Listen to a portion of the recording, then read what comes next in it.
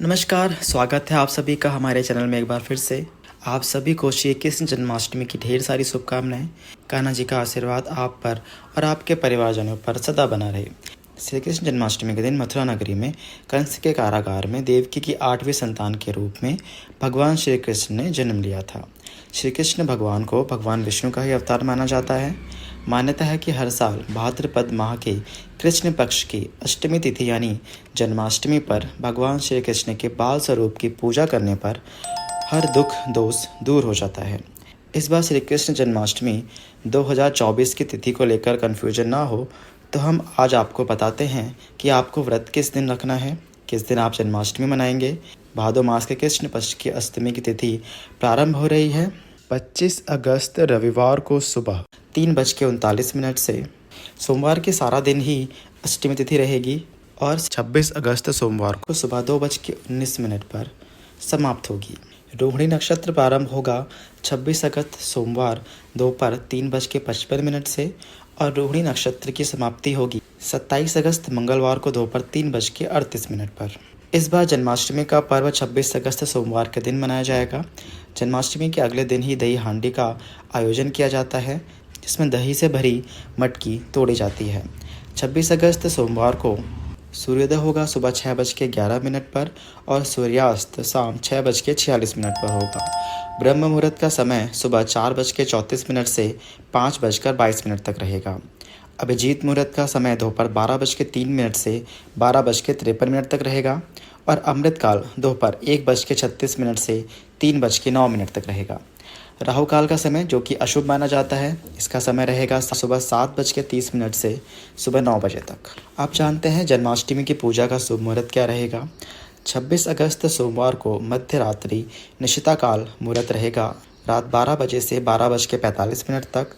इस बार भगवान श्री कृष्ण की पूजा के लिए आपको 45 मिनट का समय ही मिलेगा। इस समय में आप भगवान श्री कृष्ण का जन्मोत्सव मना सकते हैं। कान्हा जी का जन्म कराकर कान्हा जी को स्नान कराकर उन्हें नए वस्त्र अर्पित कर सकते हैं।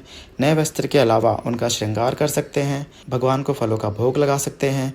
इस दिन आप 56 भोग भी मध्य रात्रि में जन्मोत्सव के बाद भगवान को भोग के रूप में लगा सकते हैं। जन्माष्टमी व्रत का पारण अगले दिन किया जाएगा 27 अगस्त मंगलवार को सुबह 6:11 से 11 बजे के बीच में आप जन्माष्टमी व्रत का पारण कर सकते हैं।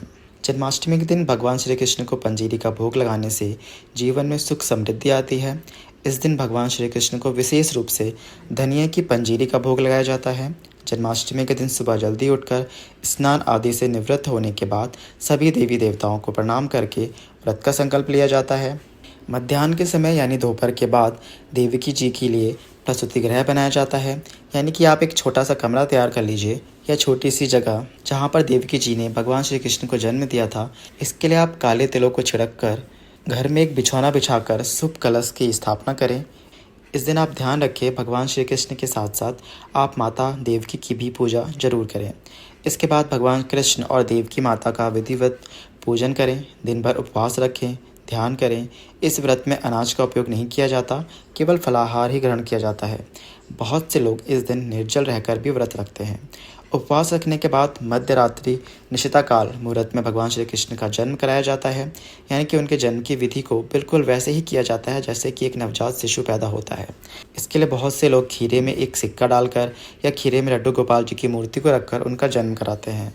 आप यदि पहली बार व्रत रख रहे हैं तो आपको विधि विधान से इस दिन श्री कृष्ण जन्माष्टमी का त्यौहार मनाना चाहिए। सभी विधियों का, सभी नियमों का आपको पालन करना चाहिए। मध्य रात्रि में कान्हा जी का जन्म होने के बाद कान्हा जी को स्नान जरूर कराएं। इस दिन पंचामृत से अभिषेक कर सकते हैं। उसके बाद नए और साफ वस्त्र कान्हा जी को अर्पित करना चाहिए। इस दिन कान्हा जी का पूरा श्रृंगार करना चाहिए और उन्हें पालने में झूला झुलाना चाहिए। ऐसा करने से भगवान श्री कृष्ण की कृपा से सभी मनोकामनाएं पूर्ण हो जाती हैं। भगवान श्री कृष्ण के जन्मोत्सव के बाद भगवान को दूध या मिश्री, जिसे बाद में सभी में प्रसाद के रूप में बांट दिया जाता है। इस दिन हरे कृष्ण महामंत्र का मन ही मन लगातार जाप करना चाहिए। श्री कृष्ण जी की कथाओं का श्रवण करना चाहिए। व्रत का पारण अगले दिन आप सात्विक भोजन ग्रहण करके कर सकते हैं। उससे पहले आपको कान्हा जी का एक बार फिर से विधि विधान से पूजा करना चाहिए। यह थी आज की वीडियो। आपको यह वीडियो कैसी लगी हमें कमेंट्स करके ज़रूर बताएं। वीडियो को लाइक करें और ऐसे ही कथा, कहानी और जानकारी के लिए हमारे चैनल को सब्सक्राइब करें। धन्यवाद।